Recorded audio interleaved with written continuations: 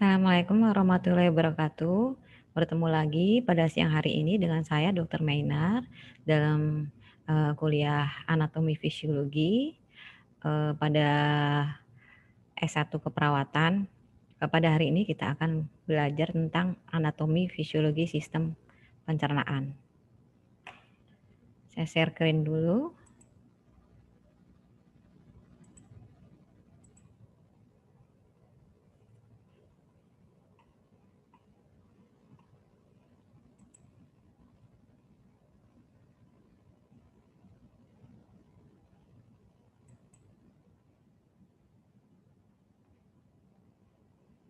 Oke, siang hari ini kita belajar tentang anatomi fisiologi pencernaan. Sistem pencernaan pada manusia adalah Sistem pencernaan pada manusia adalah proses pemecahan molekul zat makanan menjadi zat yang lebih sederhana. Jadi semua yang kita makan nanti akan dipecah-pecah menjadi zat-zat yang lebih sederhana agar bisa diserap usus dengan baik. Proses pencernaan makanan itu ada proses mekanis dan proses kimia.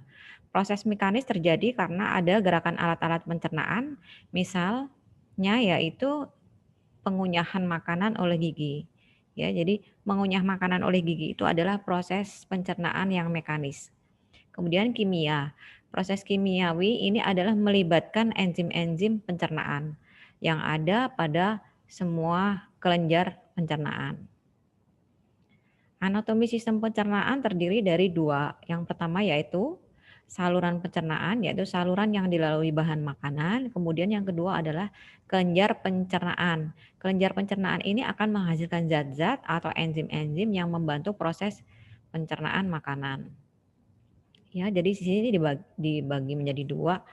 Ada organ atau saluran pencernaannya, kemudian ada kelenjar pencernaannya. Yang termasuk dalam saluran adalah mulut, faring, esofagus, lambung, usus halus, usus besar, rektum, kemudian anus.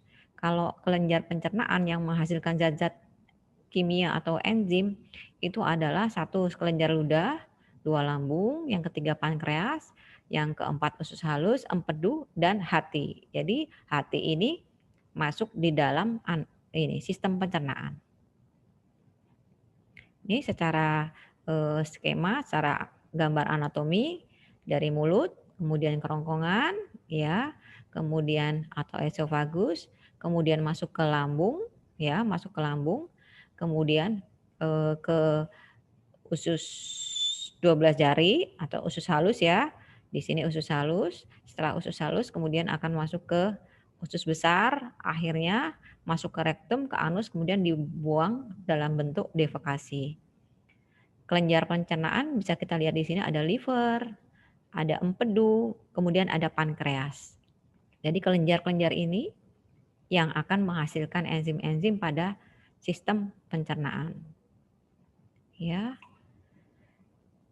Susunan saluran pencernaan, saya ulangi lagi, mulut, faring, esofagus atau kerongkongan, kemudian ventriculus atau lambung, bisa juga gaster atau lambung, kemudian usus halus atau intestino minor yang dibagi menjadi duodenum, usus 12 jari, yeyunum, ileum. Kemudian intestino mayor atau usus besar yaitu dari coecum, kolon ascendens, kolon transversum, kolon descendens, dan kolon sigmoid.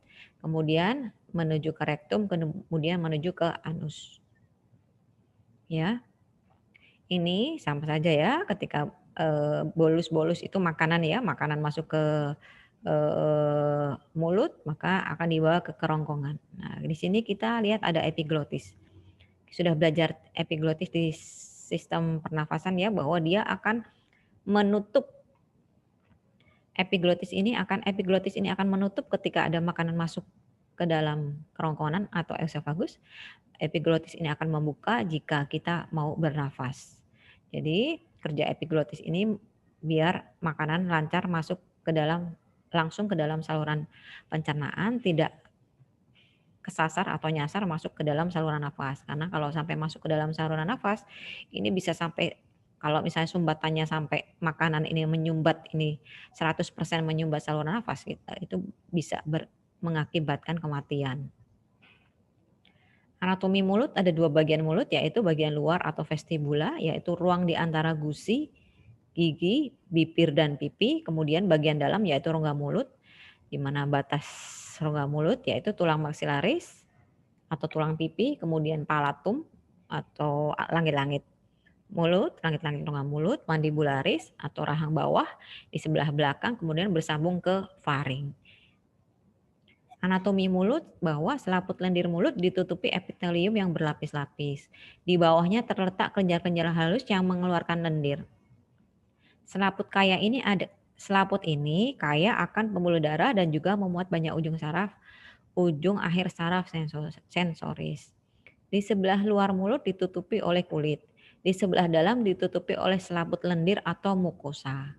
Biasanya kalau lapisan-lapisan yang berbentuk mukosa itu biasanya menghasilkan lendir. Bibir, anatomi kedua ya. Bibir adalah lubang berotot yang membantu memperoleh, mengarahkan, dan menampung makanan di mulut. Bibir juga mempunyai fungsi non pencernaan, yaitu untuk berbicara. Jadi bibir itu termasuk juga di dalam organ artikulasi untuk berbicara. Ya, artikulasi berbagai bunyi bergantung pada bentuk bibir tertentu dan bibir juga berfungsi sebagai reseptor sensori, karena bibir kita bisa merasakan panas, bisa merasakan benda itu dingin, ya itu. Ini tergantung pada bentuk bibir, misalnya kalau bibir sumbing, maka proses artikulasinya akan berbeda dengan manusia yang bibirnya sempurna atau normal. Kemudian selanjutnya setelah bibir adalah langit-langit atau palatum. Palatum atau langit-langit membentuk atap lengkung rongga mulut dan memisahkan mulut dari saluran hidung. Palatum membantu bernafas dan mengunyah atau mengisap yang berlangsung bersamaan. Ya, contohnya pada bibir sumbing. Bibir sumbing itu kadang-kadang tidak hanya bibir sumbingnya saja yang ada celah, tetapi sebagian kasus ada yang celahnya itu sampai ke palatum atau sampai ke langit-langit. Ya, jadi langit-langitnya berlubang. Jadi kalau dari rongga mulut maka akan tembus langsung ke rongga hidung. Nah, ini yang kadang-kadang menimbulkan masalah ketika anak itu minum atau ketika anak itu makan, karena bisa saja air susu atau air minum dan makanan bisa sampai ke hidung begitu. Palatum terdiri dari 2 bagian, yaitu palatum durum dan palatum mol. Palatum durum itu adalah palatum yang keras atau langit-langit yang keras. Kalau palatum mol itu adalah langit-langit yang lunak. Langit-langit keras itu terletaknya adalah di bagian depan. Palatum durum dibentuk oleh tulang maksila dan tulang palatin yang dilapisi oleh membran mukosa. Jadi di dalam mulut itu sebagian besar dilapisi oleh membran mukosa sehingga mulut itu berlendir. Ya, jadi palatum durum atau langit-langit keras itu dibentuk oleh tulang. Dan makanya menjadi keras bentuknya. Kemudian kalau palatum mol atau langit-langit lunak yaitu di belakang mulut yang merupakan lipat menggantung yang dapat bergerak, tidak memiliki tulang. Jangan lupa, palatum mol itu tidak memiliki tulang. Ya. Terdiri atas jaringan fibrosa dan selaput lendir atau langit-langit lunak yang dapat bergerak. Ini ya, ini adalah palatum mol, ini adalah palatum durum. Jadi ini terbentuk dari tulang. Kalau ini terbentuk dari jaringan fibrosa, tidak ada tulangnya. Jadi makanya disebut palatum mol. Nih, pada tenggorokan, pada rongga mulut, ujung rongga mulut ada uvula atau anak lidah. Di belakang dekat tenggorokan terdapat suatu tonjolan menggantung dari palatum mol yang berperan penting untuk menutup saluran hidung ketika kita menelan. Jadi sama-sama ya biar tidak tersedak, biar aliran makanan ke esofagus itu bisa berjalan lancar, maka ada juga palatum mol, ada juga uvula yang letaknya di ujung dari palatum mol Dia akan menutup lubang hidung ketika makanan masuk ke dalam kerongkongan. Jadi ini menutup rongga hidung biar makanan tidak masuk ke dalam rongga hidung. Kemudian gigi. Gigi itu ada gigi sulung atau gigi susu dan gigi tetap atau gigi permanen. Gigi susu mulai tumbuh pada anak umur 6 sampai 7 bulan, lengkap pada umur 2,5 tahun dan jumlahnya 20 buah. Disebut juga gigi susu. Kemudian gigi tetap atau gigi permanen tumbuh pada umur 6 sampai 18 tahun, jumlahnya 32. Ini adalah 20.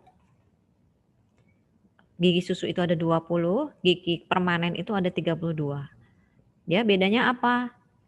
Bedanya ada pada 12 buah gigi geraham atau molar. Jadi,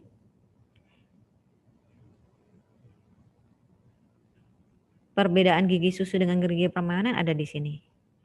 Kalau ini 8 gigi seri, 4 gigi taring, 8 buah gigi geraham juga akan diganti yang baru ketika tumbuh gigi permanen. Jadi kalau gigi susu ini tanggal atau lepas atau copot, kemudian akan diganti gigi permanen. Nah, tapi kalau gigi permanen ini juga copot atau lepas, maka sudah tidak ada gantinya. Karena sudah gigi permanen. Jadi kalau anak-anak kalau sudah mulai tumbuh gigi permanen harus betul-betul dirawat karena kalau rusak sudah tidak ada gantinya. Bedanya ada di sini bahwa pada gigi permanen ada 12 gigi geraham belakang molar. Ya, jadi 12 bagi 4 ada 3 kanan atas, 3 kanan, 3 kiri atas, 3 kanan bawah, 3 kiri bawah.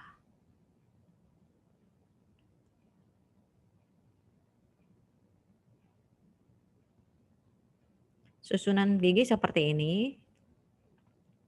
I adalah gigi incisivus atau gigi seri, C adalah dencaninus atau gigi taring, PM adalah premolaris atau geraham depan, kemudian M adalah desmolaris atau geraham belakang.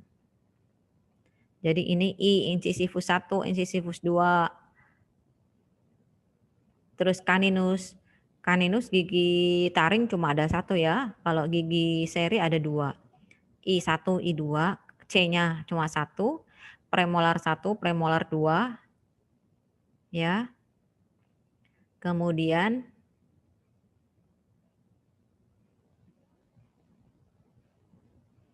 maaf ini.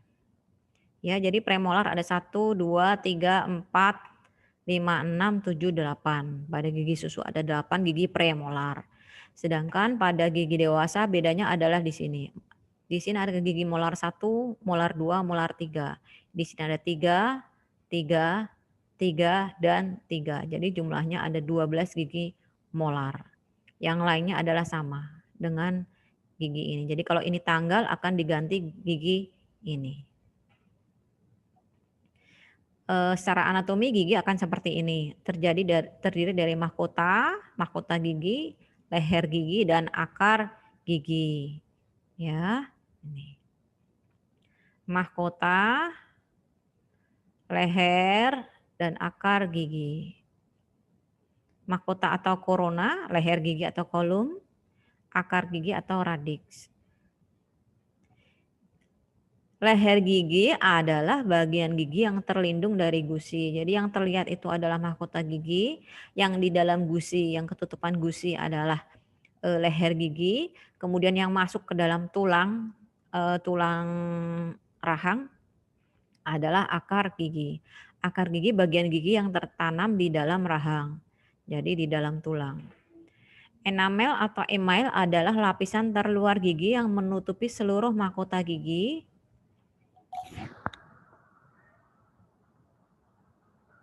Dan merupakan bagian tubuh yang paling keras dan dibentuk oleh sel-sel yang disebut ameloblast. Tulang gigi tersusun atas zat dentin. Sumsum gigi atau kita sebut pulpa, ya, yaitu bahwa rongga gigi yang di dalamnya terdapat serabut saraf dan pembuluh darah. Jadi pulpa ini ada serabut saraf dan pembuluh darah. Makanya kalau nyeri gigi berarti itu peradangannya sudah sampai di pulpa karena di sini ada sarafnya. Saraf nyeri terletaknya di pulpa. Jadi ya gigi anatominya ada enamel, ada dentin, ya tulang gigi. Enamel adalah lapisan luar gigi, dentin adalah tulang gigi, kemudian ada ini pulpa. Ini pulpa, ada banyak saraf, ada banyak pembuluh darah. Ya, biasanya merah itu arteri, biru adalah vena. Jadi dari akar gigi ada pembuluh darah, arteri dan vena yang akan masuk ke dalam pulpa. Jadi kalau sudah nyeri sekali biasanya ini sudah terkena atau sudah mulai rusak atau terinfeksi. Fungsi gigi berfungsi untuk mengunyah makanan sehingga makanan menjadi halus. Gigi seri berbentuk seperti pahat runcing berfungsi untuk memotong makanan. Gigi taring berbentuk seperti pahat runcing berfungsi untuk merobek makanan. Gigi geraham depan berfungsi untuk menggiling dan menghancurkan makanan. Gigi geraham belakang ya berfungsi untuk mengunyah. Jadi masing-masing gigi ini fungsinya sendiri-sendiri. Ada yang untuk memotong, ada untuk merobek ya karena dia gigi taring tajam, jadi dia berfungsi untuk merobek. Kemudian ada yang berfungsi untuk menggiling, menghancurkan, kemudian yang gigi paling belakang adalah untuk mengunyah. Kemudian kita masuk ke anatomi lidah, bahwa lidah dibagi menjadi 3 bagian. Pangkal lidah, radix lingua, kemudian punggung lidah atau dorsum lingua, kemudian ujung lidah atau apex lingua. Pangkal lidah, pada pangkal lidah yang belakang, jadi bagian lidah bagian belakang itu ada epiglotis. Fungsinya untuk menutup jalan nafas pada saat kita menelan makanan supaya makanan jangan masuk ke dalam saluran nafas. Kemudian punggung lidah. Di punggung lidah ini terdapat puting-puting pengecap atau ujung saraf pengecap. Jadi karena ada saraf pengecap ini maka kita bisa membedakan rasa asin, pedas, manis itu karena ada ujung saraf pengecap. Jadi lidah ini masuk dalam organ reseptor sensorik. Sensorik itu yang bisa merasakan sesuatu, entah itu dingin, nyeri dan lain-lain. Ujung lidah atau apex lingua. Ya. Kemudian pada lidah itu ada frenulum lingua. Frenulum lingua itu letaknya di bawah lidah. Ya, kalau kita mengangkat lidah kita maka di sini ada semacam selaput atau membran di bawahnya.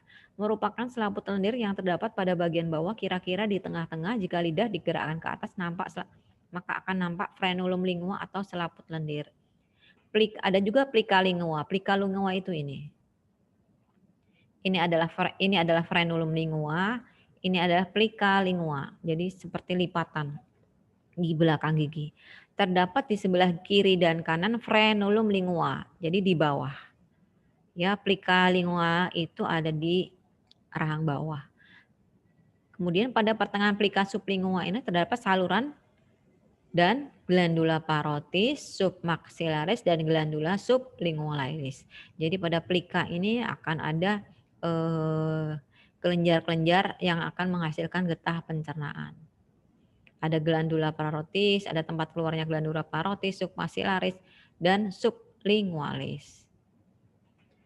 Otot lidah terdiri dari otot seran lintang atau otot lurik dan dilapisi oleh selaput lendir. Dibagi menjadi dua yaitu otot intrinsik dan otot ekstrinsik. Otot dalam dan otot luar. Otot intrinsik atau otot dalam adalah otot yang membentuk lidah. Sedangkan otot ekstrinsik mengaitkan lidah ke strukturnya, ke struktur sekitarnya dan berperan dalam menentukan posisi lidah. Nih ya, ini adalah ekstrinsik otot, otot bagian luar, ini adalah intrinsik otot. Ya. Ini otot glenoglossus, ini otot hyolossus, styloglossus dan palatoglossus. Musculus genioglossus atau otot genioglossus, jadi ini ya, merupakan otot lidah yang terkuat, berasal dari tulang belakang mandibula dan sisanya adalah tulang hyoid dan bagian bawah lidah. Jadi genioglossus ini adalah otot lidah yang paling besar. Dipersarafi oleh saraf hipoglossus ya, seperti semua otot lidah kecuali palatoglossus. Jadi yang tidak dipersarafi oleh saraf hipoglossus adalah otot palatoglossus. Darah disuplai ke cabang sublingual dari arteri lingual, cabang dari arteri karotis eksterna. Jadi vaskularisasi di lidah berasal dari arteri lingual.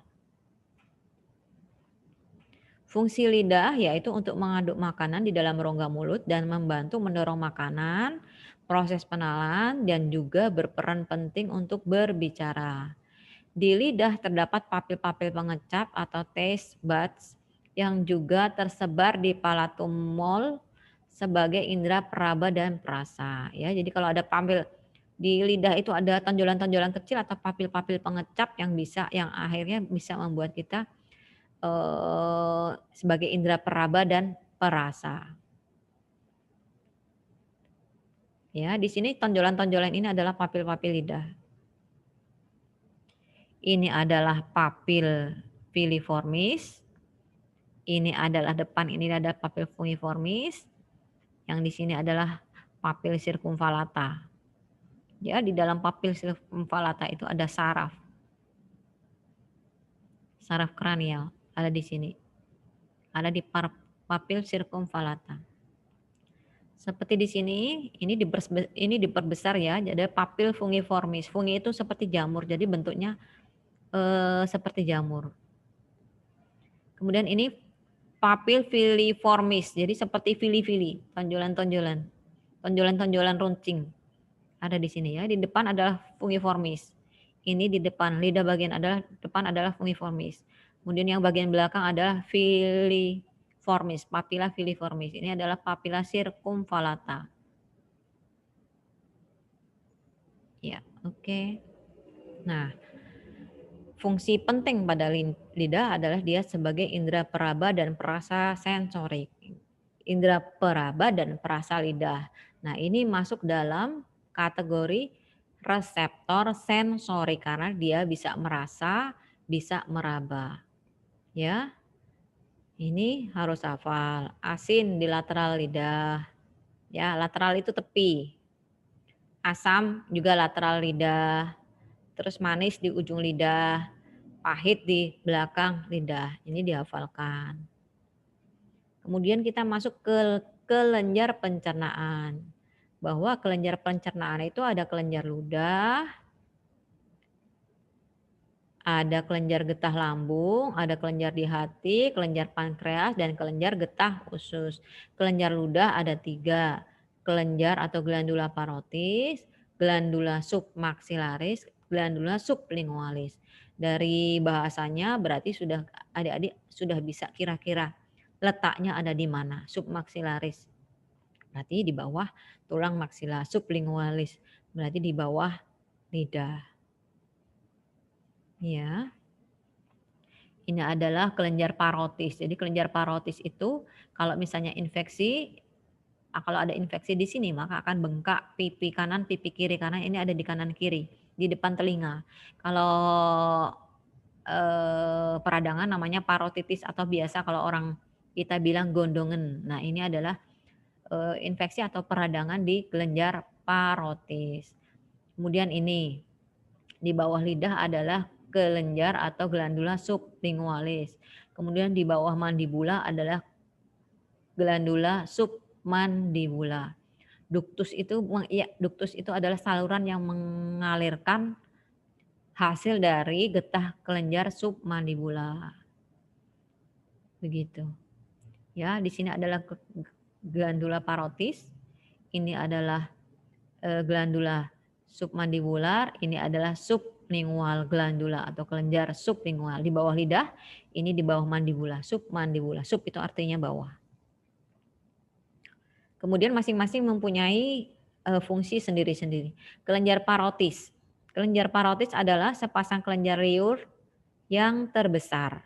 Ya, jadi kelenjar parotis adalah sepasang kelenjar liur yang terbesar. Letaknya di bawah depan dari telinga.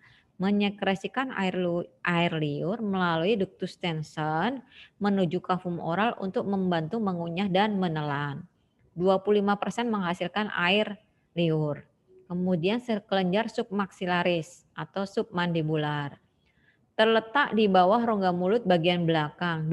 Duktusnya atau salurannya bernama ductus Wharton. Bermuara di rongga mulut dekat dengan frenulum lingua.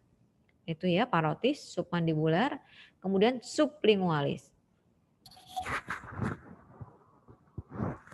Kelenjar sublingualis adalah kelenjar yang paling kecil, kelenjar liur yang paling kecil.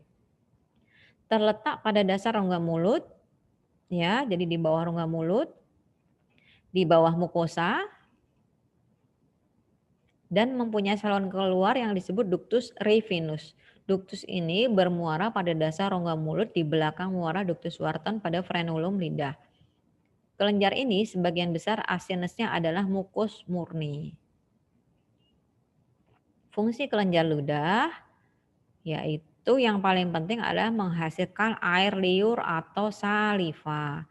Gunanya apa? Untuk melumasi mulut agar tidak kering, membantu menelan, melindungi gigi dari bakteri, dan juga membantu pencernaan makanan. Jadi air liur atau saliva yang dihasilkan oleh kelenjar liur, gunanya adalah ini, melumasi, membantu pencernaan, melindungi gigi, dan bakteri.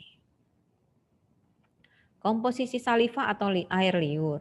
Saliva adalah cairan yang bersifat alkali. Alkali apa dek? Basam atau asa? Basa atau asam?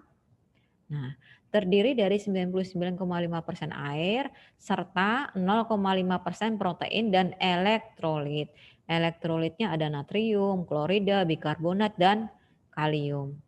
Protein air liur terpenting adalah amilase, mukus, dan lisosim. Pada orang normal, laju aliran saliva dalam keadaan tidak terstimulasi sekitar 0,3 sampai 0,4 mm per menit.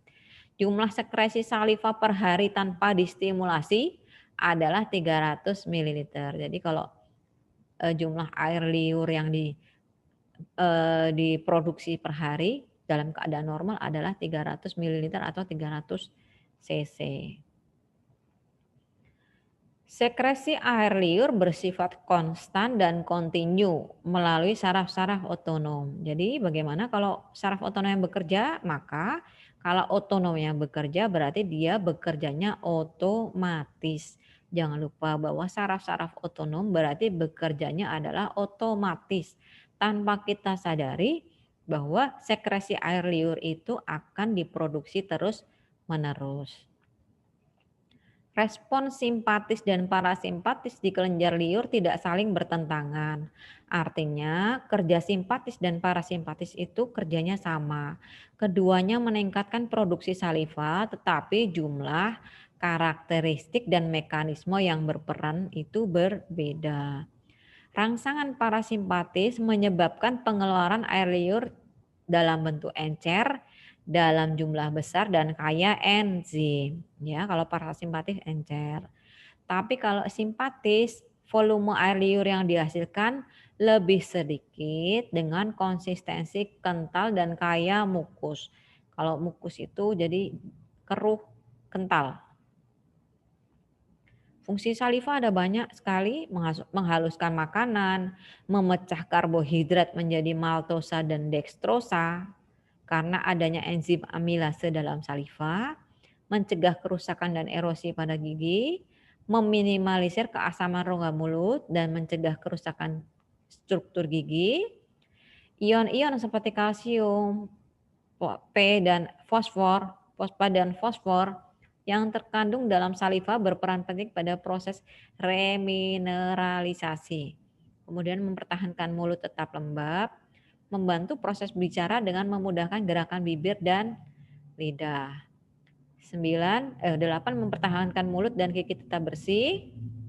Terus 9 mekanisme pertahanan tubuh. Jadi air liur itu juga berfungsi untuk pertahanan tubuh karena dia mempunyai daya antibakteri yaitu lisosim. Lisosim ini akan membunuh bakteri-bakteri yang masuk melalui mulut. Secara histologi saluran cerna itu ada 4 lapisan. Lapisan mukosa, submukosa, lapisan otot, dan serosa. Lapisan otot itu adalah sel-sel otot polos. Ya, itu. Kemudian fungsi utama epitel mukosa saluran pencernaan. Fungsi epitel mukosa ya. Jadi epitel-epitel yang ada di mukosa. Menyelenggarakan sawar pembatas, bersifat permeabel, selektif antara isi saluran dan jaringan tubuh. Mempermudah transport dan pencernaan makanan, meningkatkan absorpsi hasil-hasil pencernaan atau sari-sari makanan. Sel-sel pada lapisan ini selain menghasilkan mukus juga berperan dalam pencernaan atau absorpsi makanan. Kemudian kita masuk ke organ berikutnya adalah faring. Merupakan organ yang menghubungkan rongga mulut dengan kerongkongan atau oesophagus. Jadi antara rongga mulut dengan kerongkongan atau oesophagus itu ada faring sebagai penghubung. Di dalam lengkung faring terdapat tonsil palatina atau amandel. Kita sudah belajar amandel pada sistem limfatika. Jadi amandel itu merupakan kelenjar limfe. Kenapa dikatakan kelenjar limfe? Karena dia menghasilkan limfosit. Ya, kelenjar limfe itu yang akan menghasilkan limfosit. Nah, limfosit ini yang berperan sebagai pertahanan terhadap infeksi.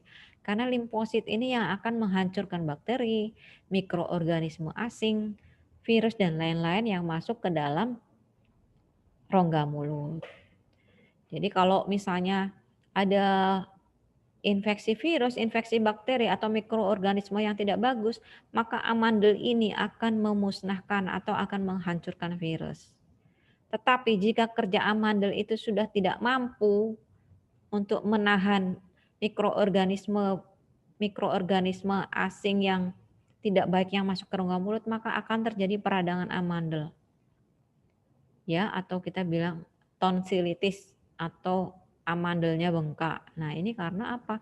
Karena amandel sudah tidak bisa menahan atau menghancurkan mikroorganisme yang masuk ke dalam rongga mulut. Akhirnya terjadi infeksi di amandel atau tonsilitis. Amandel bahasa medisnya adalah tonsil. Jadi kalau infeksi namanya adalah tonsilitis. Tonsil mencegah agar infeksi tidak menyebar ke seluruh tubuh dengan cara menahan kuman yang masuk ke tubuh melalui hidung, melalui mulut, hidung, dan kerongkongan. Oleh karena itu tidak jarang tonsil mengalami peradangan. Nih, karena sudah tidak mampu menahan infeksi akhirnya terjadi peradangan.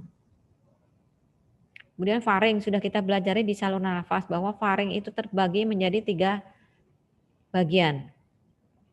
Nasofaring adalah batas rongga hidung dengan faring. Orofaring adalah batas antara rongga mulut dengan faring. Kemudian yang bawahnya adalah hipofaring. Makanan masuk ke bagian belakang atau oesophagus, sedangkan udara pernafasan masuk ke bagian depan tenggorokan. Jadi oesophagus itu ada di belakang, saluran cerna itu ada di belakang, saluran nafas itu ada di depan. Jangan sampai salah kalau ujian ya. Ini adalah saluran nafas yang di depan, oesophagus itu letaknya di leher bagian belakang. Jangan sampai terbalik. Oesophagus atau kerongkongan merupakan organ berbentuk pipa yang menyalurkan makanan dari mulut ke lambung. Merupakan tabung berotot dengan panjang 20-25 cm. Dimulai dari faring, toraks atau rongga dada menembus diafragma dan masuk ke dalam abdomen bersambung dengan lambung. Jadi oesophagus ini akan menembus diafragma. Apa itu diafragma? Batas antara rongga abdomen dengan rongga toraks. Ya, jadi oesophagus itu ada di rongga torak masuk ke dalam abdomen. Terletak di belakang trakea dan di depan vertebrae atau tulang belakang. Jadi paling depan saluran nafas atau trakea, belakangnya adalah oesophagus, belakangnya lagi adalah vertebrae atau tulang belakang. Struktur oesophagus itu 4 sama ya, jaringan ikat, lapisan otot, submukosa,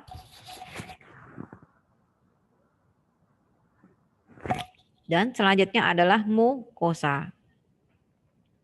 Ini ya, lapisan mukosa, lapisan submukosa, lapisan otot. Ini otot melingkar, ini otot longitudinal. Ini adalah gambar jika esophagus itu dipotong melintang.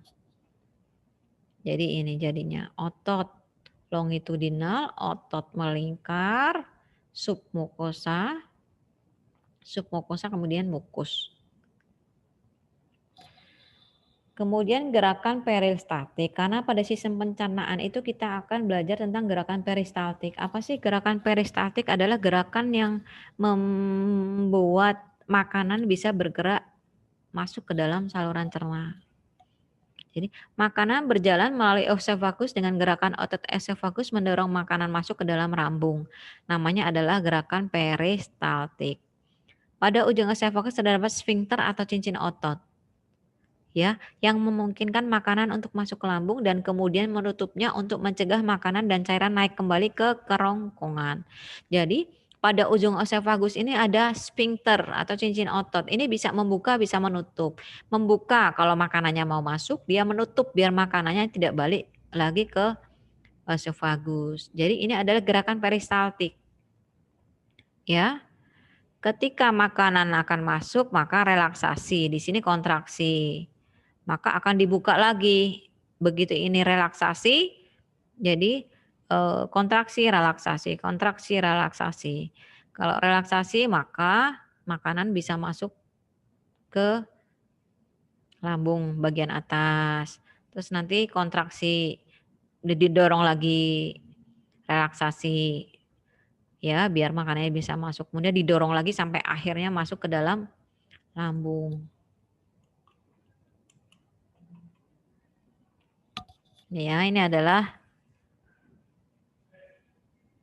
gerakan peristaltik. Ini ada kontraksi, ini adalah relaksasi, ini kontraksi. Ya, jadi didorong, didorong, didorong, didorong akhirnya masuk ke dalam gaster. Kemudian kita masuk ke gaster. Tadi sudah esophagus ya, gaster atau lambung. Terletak di daerah epigastrik dan sebagian di sebelah kiri hipokondriaka dan umbilikal. Ini ya daerah-daerah. Ini kan sudah belajar dengan Bu Hani ya. Bagian epigastrika itu bagian mana? Hipokondriaka itu bagian mana? Nanti dipelajari lagi. Bagian atas disebut fundus ya. Jadi ini bagian atas disebut fundus dan bagian bawah disebut antrum pilorik. Ini pilorik ya. Berhubungan dengan esophagus melalui sphincter kardia, berhubungan dengan duodenum melalui sphincter pilorik. Di sini ada otot sphincter. Otot sphincter itu yang bisa membuat daerah itu bisa menjadi menutup, membuka karena ada otot sphincter yang bergerak. Ini sphincter kardia, di sini ada sphincter pilorik. Jadi ini kalau makanan ke sini ini nutup. Bisa nutup. Biar apa? Biar makanan nggak balik ke sana. Kalau makanan balik ke sana kita bisa jadi muntah. Nah, ini setelah didorong ke sini maka akan didorong ke duodenum. Nah, ini bisa habis didorong ini nutup biar apa? Makanan tidak balik lagi ke lambung. Ya, ini adalah gaster. Ini adalah duodenum. Habis gaster adalah duodenum atau usus 12 jari.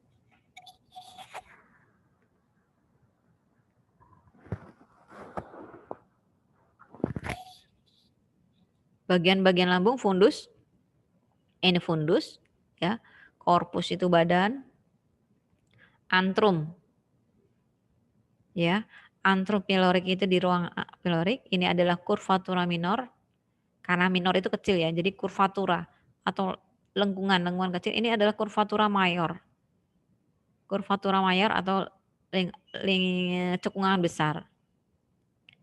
Osteum cardiacum. Di sini, kardiak itu di sini. Osteum itu lubang. Ya. Tepat di mana esophagus bagian abdomen masuk ke lambung.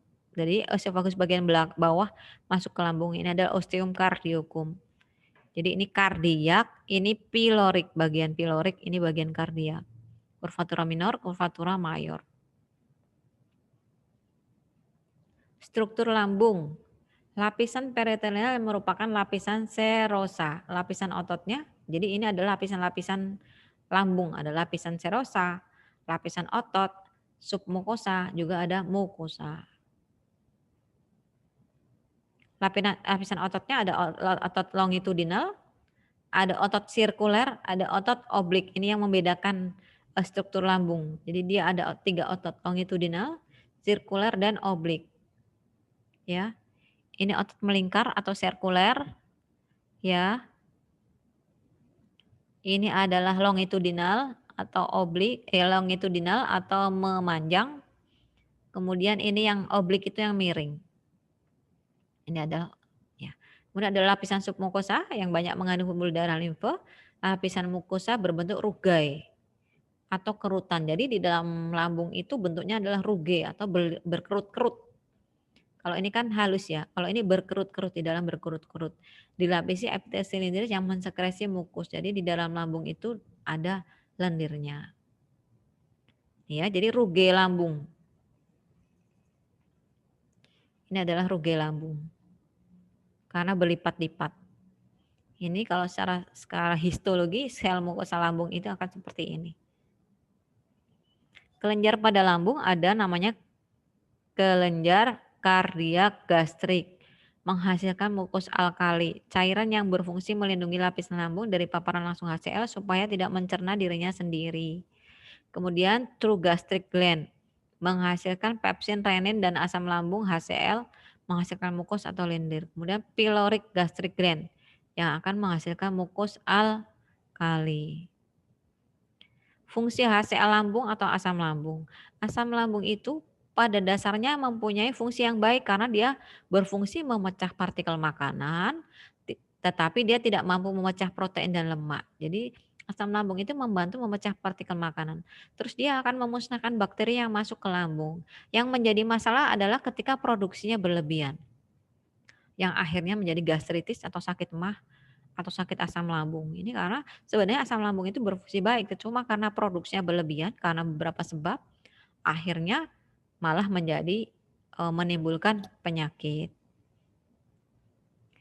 Ya, jadi vaskularisasi lambung atau pembuluh darah yang ada di lambung adalah cabang dari aorta abdominal. Jadi ketika aorta keluar dari jantung maka dia bisa mencabangkan, salah satunya adalah aorta abdominal. Dari aorta abdominal ini akan menjadi arteri gastrika sinistra. Ini yang kiri. Kalau arteri gastrika dexter itu cabang dari arteri hepatika communis. Jadi dari arteri di liver yang akan mencabangkan menjadi gastrika dexter. Tapi kalau gastrika brevis itu atau ini adalah cabang dari arteri leonalis. Jadi vaskularisasi lambung itu arteri gastrika sinistra, dexter, brevis, dan arteri gastroepipoika atau gastroomenthalis sinistra dan arteri gastroomenthalis dextra. Persarafan lambung. Bahwa kalau di lambung itu ada saraf simpatis, ada saraf parasimpatis. Saraf simpatis itu fungsinya menghambat sekresi lambung. Simpatis. Jadi adik-adik memang harus betul-betul memahami atau bisa hafal ya fungsi simpatis sama parasimpatis pada organ satu dengan organ yang lainnya berbeda. Kalau simpatis dan parasimpatis pada air liur, pada kelenjar ludah, itu simpatis sama parasimpatis bekerjanya sama, tetapi kualitas lendirnya yang berbeda. Nah, sedangkan pada lambung simpatis dan parasimpatis kerjanya juga berbeda lagi, makanya adik-adik harus betul-betul bisa memahami kerja simpatis dan parasimpatis pada tiap-tiap organ. Pada lambung, simpatis menghambat sekresi asam lambung ya. Padahal sebenarnya simpatis itu kan sifat kerjanya adalah meningkatkan kerja suatu organ. Tetapi perkecualian pada lambung, justru simpatis itu akan menghambat sekresi asam lambung. Parasimpatis akan meningkatkan sekresi asam lambung. Ya, ini adalah ada serabut parasimpatis, ada simpatis melalui saraf splanchnicus major dan ganglia celiacum. Ya, adik-adik harus memahami ini nih. Simpatisnya kerjanya jadi apa? Menghambat sekresi asam lambung. Parasimpatisnya meningkatkan sekresi asam lambung. Fungsi lambung yaitu untuk menyimpan, melarutkan dan mencerna secara sebagian karena kan pencernaan 100% itu masih ada usus halus, masih ada usus besar. Jadi fungsi lambung adalah mencerna secara parsial atau secara sebagian makanan yang masuk ke lambung. Kemudian fungsi lambung meneruskan makanan masuk ke usus untuk diabsorpsi secara maksimal. Di lambung ada renin, ada enzim renin yaitu mengubah kasinogen menjadi kasein, ada pepsin mengubah protein menjadi pepton, ada lipase gastrik yang akan mengubah lemak, jadi menghidrolisis lemak, ya. Renin, pepsin dan lipase gastrik. Kemudian kita masuk ke anatomi usus halus. Terdapat 3 bagian usus halus yaitu 12 jari, 12 jari atau duodenum, kemudian usus kosong atau yeyunum, kemudian usus penyerap atau ileum. Diameter kurang lebih, usus halus diameternya kurang lebih 4 cm, panjangnya kurang lebih 7 meter. Mulai dari lambung sampai usus besar. Menempati sebagian besar rongga abdomen, terletak di bawah lambung dan hati. Terdapat ductus choledochus dan ductus pancreaticus. Ingat, ductus. Ductus itu saluran, berarti dia akan mengalirkan sesuatu di dalam salurannya.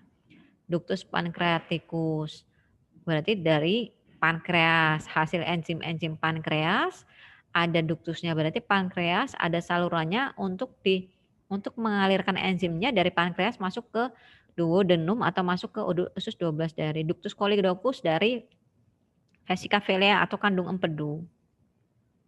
Ya. 3 segmen duodenum, yeyunum, ileum. Pada usus halus banyak mempunyai lipatan atau villi. Usus 12 jari atau duodenum panjang antara 25 sampai 38 cm. Ya.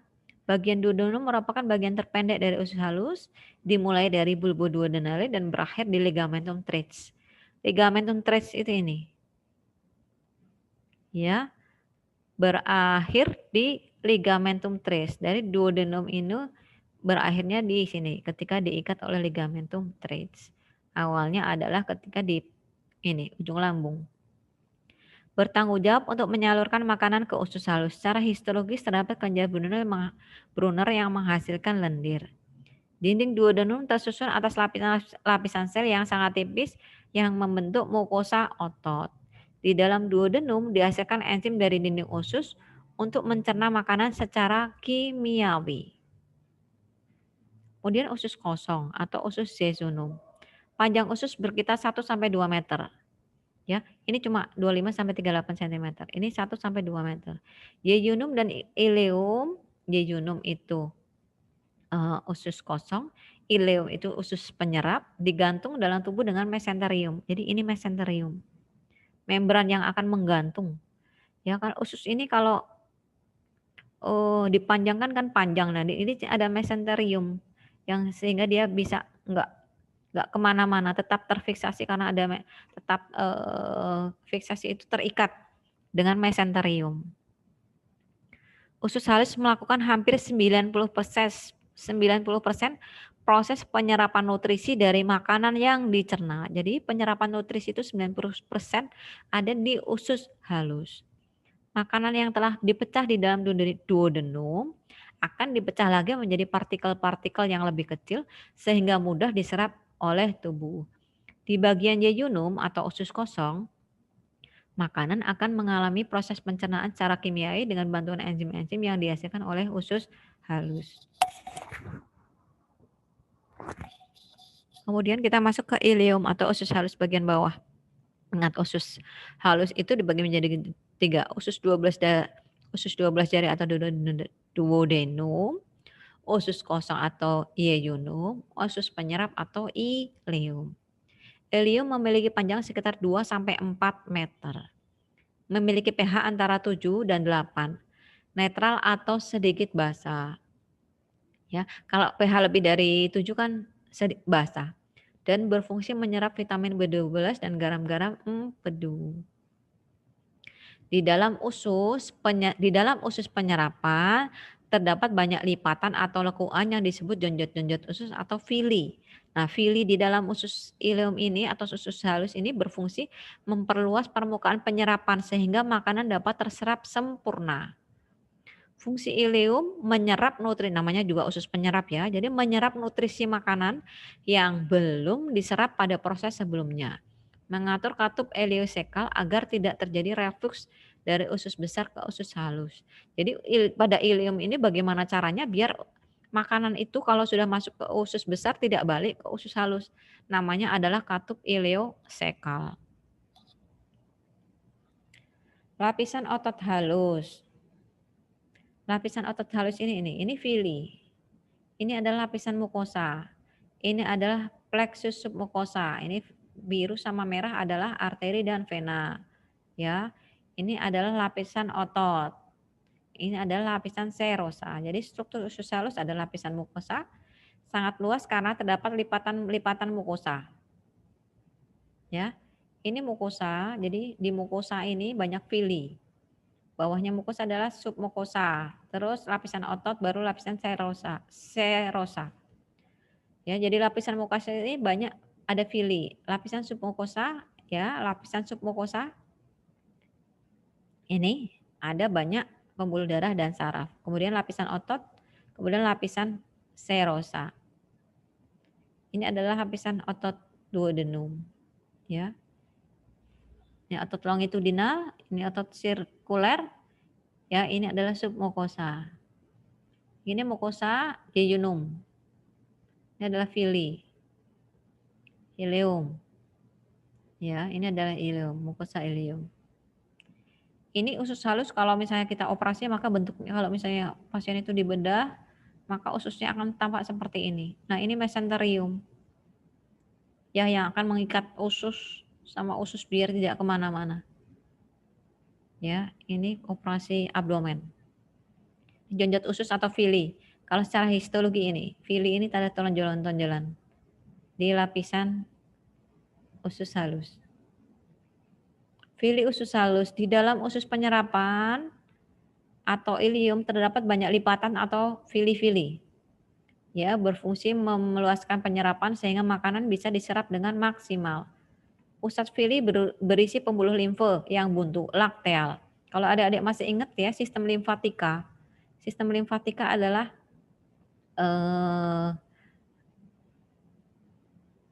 termasuk dalam sistem peredaran darah, di mana sistem limfatika itu akan membawa darah yang merembes keluar dari pembuluh darah, akan ditangkap oleh sistem limfatika.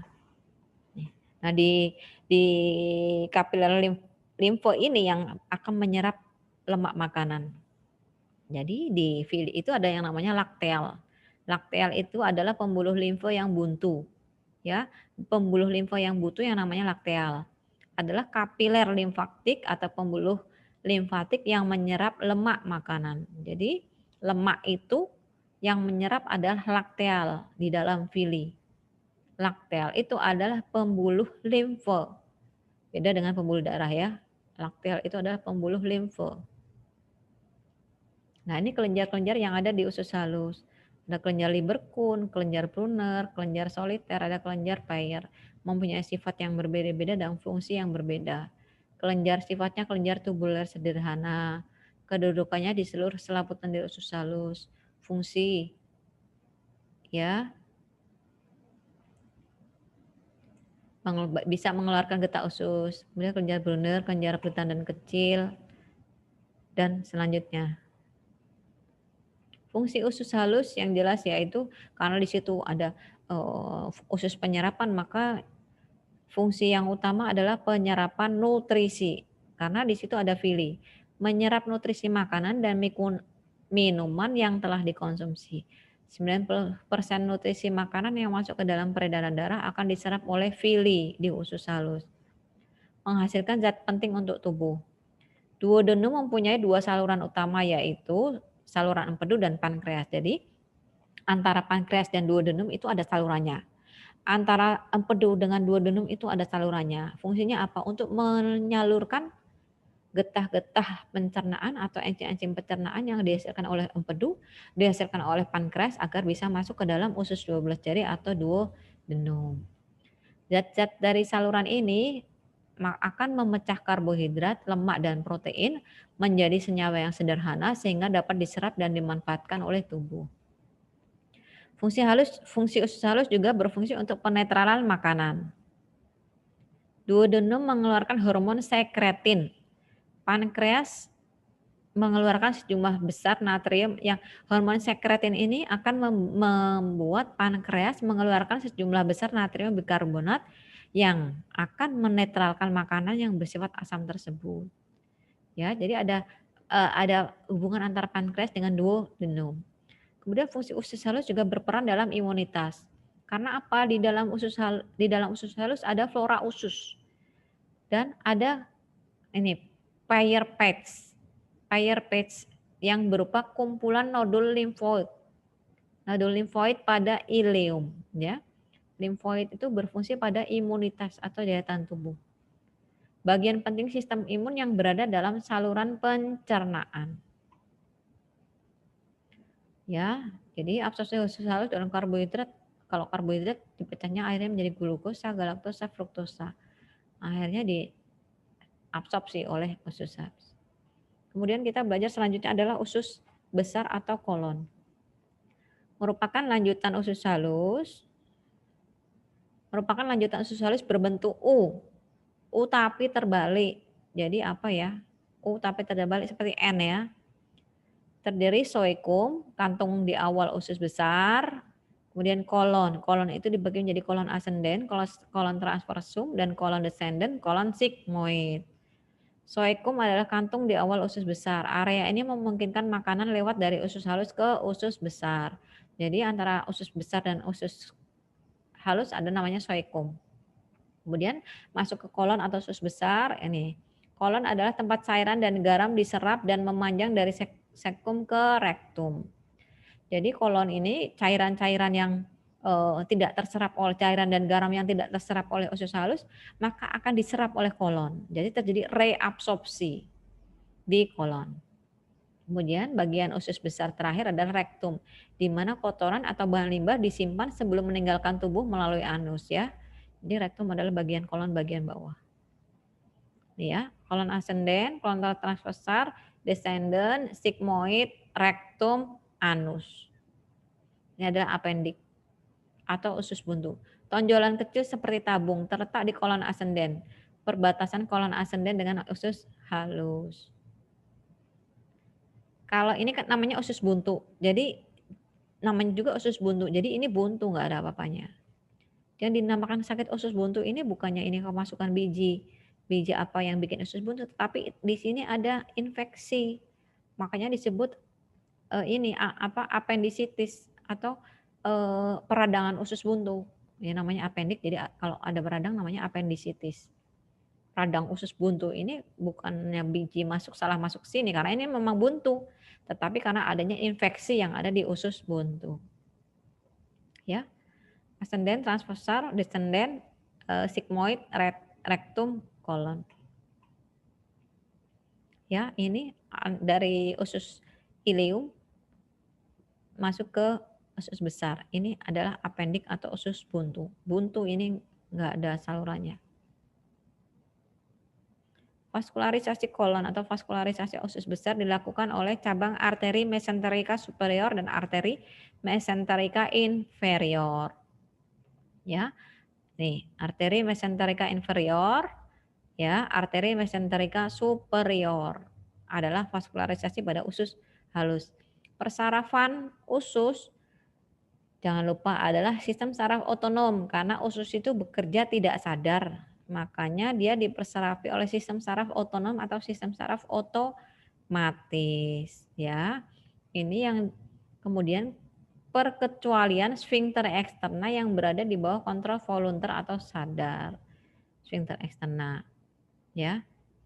Kalau kita mau buang air besar, sfinkter eksterna ini bekerja itu di bawah sadar. Serabut parasimpatis berjalan melalui saraf vagus ke bagian tengah kolon transversum dan saraf pelvikus yang berasal dari sakral mensuplai bagian distal. Fungsi usus besar. Ya, ini adalah perlu digarisbawahi. Usus besar tidak ikut dalam serta pencernaan atau absorpsi makanan. Usus besar membuang air dan garam elektrolit dari bahan yang tidak tercerna dan membentuk limbah padat yang dapat dikeluarkan. Jadi di usus besar itu ada reabsorpsi air dan mineral, tetapi air dan mineral yang tidak dapat diabsorpsi lagi itu akan dikeluarkan. Bakteri di usus besar membantu memecah makanan yang tidak tercerna. Semua sisa makanan akan dibusukkan dengan bantuan bakteri E. coli dan diperoleh vitamin K. Sisa isi usus besar dipindahkan ke arah rektum di mana feses disimpan sampai meninggalkan tubuh melalui anus.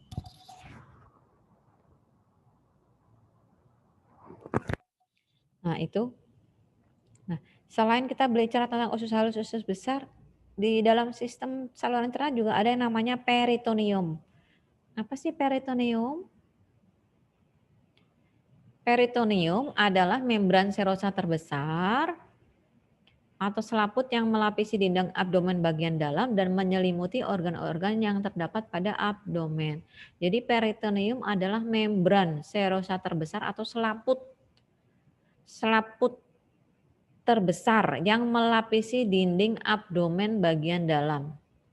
Terbagi menjadi peritoneum parietale yang melapisi dinding rongga abdomen, peritoneum viscerale, ingat ya, parietal itu yang luar, viscerale itu yang langsung membungkus organ, yang meliputi semua organ yang berada di rongga abdomen. Antara peritoneum parietale dan peritoneum viscerale terdapat ruang yang disebut ruang peritoneal. Ruang peritoneal berisi cairan serus yang dapat bergerak. Gerakan yang terjadi berasal dari saluran pencernaan. Kemudian selain peritoneum kita juga akan menemukan omentum. Omentum adalah lipatan peritoneum yang membuat pembatasan antara beberapa organ abdomen. Ya, gaster, yeyunum, ilium, dan lien merupakan contoh-contoh organ intraperitoneal atau organ-organ di dalam peritoneum. Fungsi peritoneum menutupi sebagian besar organ-organ abdomen dan pelvis, membentuk perbatasan halus yang membuat organ saling bergeser tanpa bergesekan. Jadi peritoneum itu ada dua, peritoneum yang membatasi dinding abdomen sama peritoneum visceral. Visceral itu antara organ-organ. Jadi selaput atau membran yang membatasi antara organ-organ di dalam abdomen biar organ ini tidak saling bergesekan ketika bergerak, ketika terjadi pergerakan. Nah, ini adalah peritoneum parietale. Jadi membran yang ada di rongga abdomen, peritoneum parietale. Tapi kalau yang membungkus langsung di organ adalah peritoneum viscerale, ya. Nih. Ya di antara organ ini adalah peritoneum viscerale. Kalau yang di pinggir ini ada parietale, ya. Jadi secara ini adalah omentum mayor, omentum besar. Ini adalah omentum. Jadi omentum adalah bagian dari peritoneum. Nih, ini adalah omentum besar, ini adalah omentum minus. Ini lebih tipis ya, lebih kecil. Antara lambung dengan liver itu ada omentum minus. Antara lambung dengan usus itu ada omentum mayor. Penggantung ya, membran yang menghubungkan, membran yang mengikat antar dua organ. Kemudian kita masuk ke kelenjar pencernaan.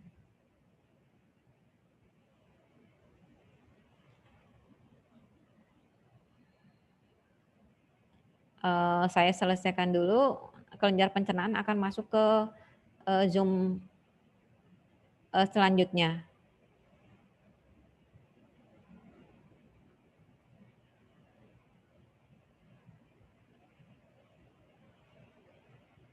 Stop share dulu.